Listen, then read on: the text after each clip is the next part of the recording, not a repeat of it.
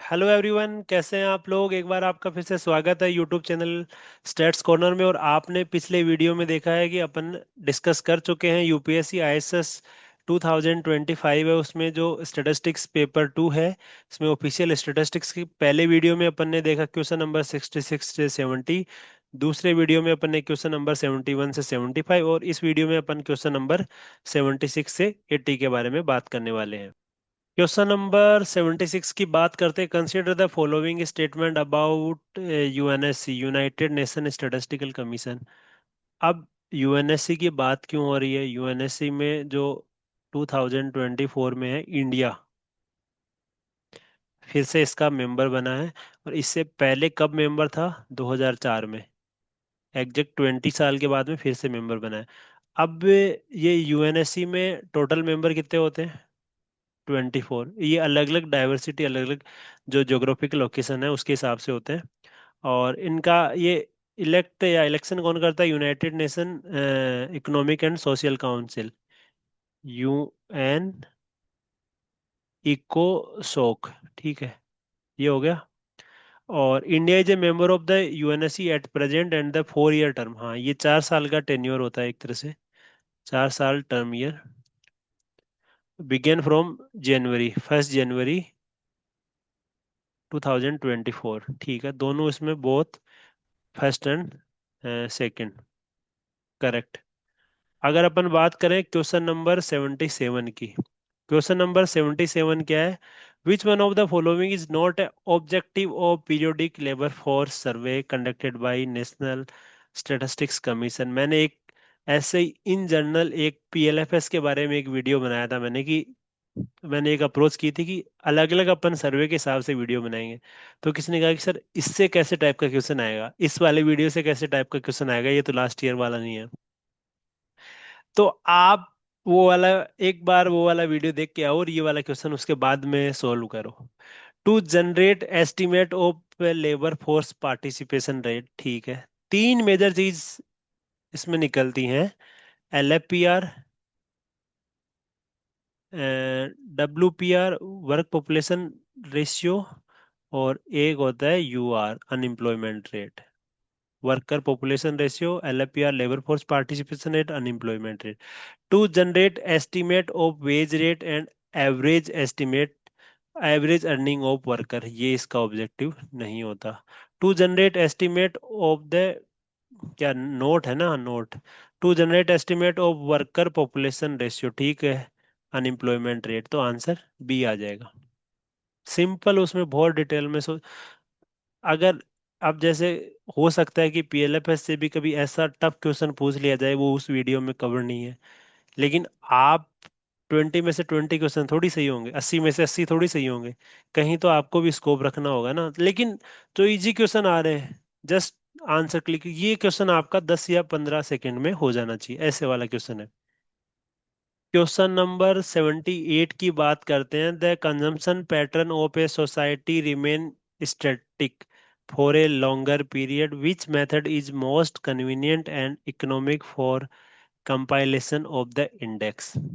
अपन एक चीज last year के किसी क्वेश्चन पेपर में डिस्कस करी थी कि लास्पेयस जो होता है वो अपवर्ड बायस शो करता है, और जो आपका जो पास से है वो डाउनवर्ड बायस शो करता है। अपवर्ड बायस का मतलब है ओवर एस्टिमेट। ओवर एस्टिमेट क्यों करता है? ओवर एस्टिमेट करने की बात क्या है कि अगर अपना पैटर्न आज, अपन बेस ईयर मानते हैं 2012 को, इन जनरल वही एग्जांपल ले लेता हूं मैं। तो 2012 में जो कंजम्पशन पैटर्न था, वही लास्ट ईयर मेथड में कि आज भी वो सेम चलता है। बेस ईयर क्वांटिटी उसमें एज ए वेट लेते हैं। अपवर्ड बायस क्यों शो करता है? क्योंकि उस टाइम से हमारा कंजम्पशन पैटर्न, जैसे जैसे आपने एक चीज देखी होगी कि जैसे जैसे इनकम बढ़ती रहती है, लग्जरियस चीजों की तरफ आपके खर्चे चेंज होते रहते हैं। इवन इन जनरल 2012 में आप देखोगे जो फूड है, फूड पे एक जो आपकी इनकम का प्रोपोर्शन होता था, वो सबसे ज्यादा खर्च होता था। या फिर और अगर अपन 20 साल पीछे चले जाएं, 2000 में चले जाएं, तो उस टाइम एक तरह से फूड ही बेसिक सबसे ज्यादा इंपॉर्टेंट चीज थी। अब ये धीरे धीरे लग्जरी चीजें, गाड़ी हो गई, कार हो गई, टीवी हो गया, फ्रिज हो गया, एरोप्लेन हो गया, सबकी अलग अलग। तो एक तरह से कंजम्पशन पैटर्न चेंज होता रहता है। और अपन आज जो कंजम्पशन पैटर्न फॉलो कर रहे हैं, धीरे धीरे उनका प्रोपोर्शन कम होता रहता है। लेकिन जो ये चलता है, लास्ट पे मान के चलता है कि सेम ही, उसकी वजह से ये ओवर एस्टिमेट करता है। तो इफ कंजम्पशन पैटर्न, जैसे कि एक बात बताऊं मैं, कि अपन ने बास्केट में 100 आइटम लिए हैं 2012 में। 2012 में अपन ने 100 आइटम लिए हैं। जैसे अपन ने एक एग्जाम्पल भी लिया था, सॉरी मेरे को एग्जाम्पल याद आ गया, कि 2012 में 5 लीटर दूध और 5 लीटर मिल्क पाउडर, ये एक महीने का किसी फैमिली का मिल्क से रिलेटेड कोई कंजम्पशन है, ठीक है। ये भी उस टाइम 5 रुपए में आ रहा होगा और ये भी 5 रुपए में आ रहा होगा, ठीक है। अब ये सेम चीज आज हो गई 10 रुपए की, और ये मिल्क पाउडर रहा 5 रुपए का। तो धीरे धीरे इन जनरल कंजम्पशन क्या होता है कि लोगों का एटीट्यूड चेंज हो, कि ये जो 5 क्वांटिटी यूज कर रहे थे, ये तो अपन कर देंगे 2.5, और ये कर देंगे अपन 7.5। तो उस टाइम खर्चा कितना था? ये 25 हो गया और ये 25, 25 + 25, और 50 हो गया टोटल। और आज के टाइम कितना खर्चा है? ये 25 प्लस ये 37.5। तो ये टोटल हो गया अप्रोक्स 62.5 आज के टाइम में। लेकिन ये एस्टिमेट कैसे करेगा? ये एस्टिमेट करेगा कि जो प्राइस है वो तो आज के ले लो, और जो क्वांटिटी है वो पहले की ले लो। तो ये तो हो गया 50 और ये हो गया 25। तो ये इसने जो एस्टिमेट किया लास्ट पेयर मेथड ने, 75 एस्टिमेट किया। तो ये हो गया ओवर एस्टिमेट की बात। तो इन्होंने कहा कि कंजम्पशन पैटर्न किसी सोसाइटी का एक स्टैटिक रहता है, चेंज नहीं होता है। तो इस वाली कंडीशन में लास्ट पेयर मेथड सबसे बेस्ट है, ठीक है। और पासाजे, पासाजे कौन सी केस है? पासाजे में अपन करंट ईयर की वो लेते हैं, करंट ईयर की क्वांटिटी लेते हैं, ठीक है। तो और फिशर मेथड तो दोनों की क्वांटिटी इसमें लेनी पड़ेगी अपने को। करंट ईयर की क्वांटिटी, बेस ईयर की क्वांटिटी। डर्बिन बाउली मेथड भी वही है। तो मोस्ट कन्वीनियंट, कन्वीनियंट भी पूछा है इसमें, and economic for compilation of the index. जैसे आपने देखा होगा कि जो फिशर इंडेक्स होता है वो ज़्यादा कन्वीनियंट रिजल्ट, वो ज़्यादा बेटर रिजल्ट देता है। लेकिन कन्वीनियंट कौन सा रहता है? कन्वीनियंट ये रह सकता है कि हर टाइम अपन कंजम्पशन पैटर्न नहीं फाइंड आउट कर सकते, कि इतना कन्वीनियंट नहीं होता कि 2012 में भी मैं कंजम्पशन पैटर्न ले लूं, 2013 में भी ले लूं। इसके लिए एक SCES करवाना पड़ता है, हाउस होल्ड कंज्यूमर एक्सपेंडिचर सर्वे, उस पर। ये कन्वीनियंट बिल्कुल भी नहीं है। तो अगर ये चेंज होता है, और करंट ईयर का आप हर टाइम ले ही नहीं सकते, बेस ईयर के साथ फिर कंपेयर कैसे करोगे? तो इसके लिए लास्ट पेयर सबसे बेटर रिजल्ट, बेटर कन्वीनियंट रहेगा, ठीक है। और क्वेश्चन नंबर 79 है, the usual reference point of the population enumeration in India is normally, ठीक है। अब ये इस नॉर्मली इसलिए लिया गया है कि इस बार जो पॉपुलेशन है उसमें कुछ चेंजेस है।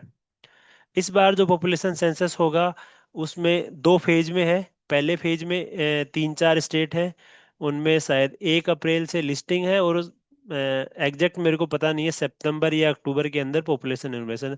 तो इन जनरल जो पहले जो चला आ रहा है उसके बारे में बात है। पहले जो चला आ रहा है 1 मार्च होता है इसमें, 1 मार्च। और ये रात की 12 बजे का टाइम होता है।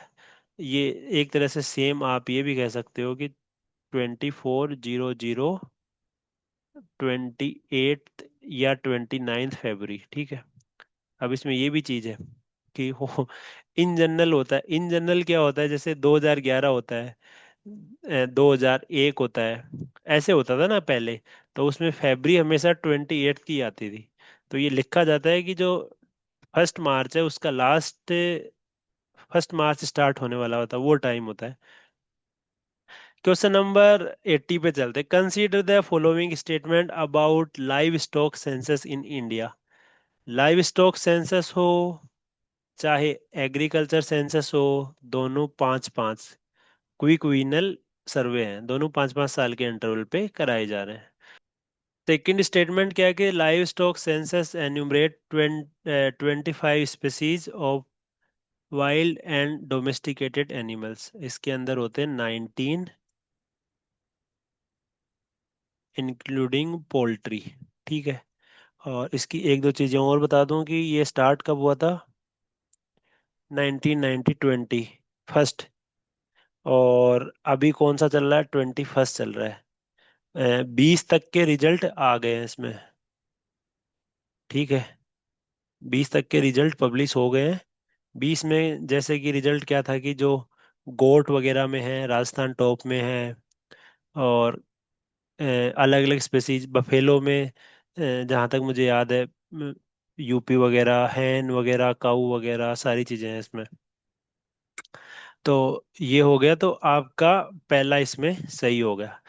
तो यहाँ पे अपना जो 25 का है, आईएसएस में जो ऑफिशियल स्टैटिस्टिक्स का पोर्शन होता है ये कंप्लीट होता है। यहाँ तक देखने के लिए आपका बहुत बहुत धन्यवाद। Thank you so much. आपका दिन शुभ रहे।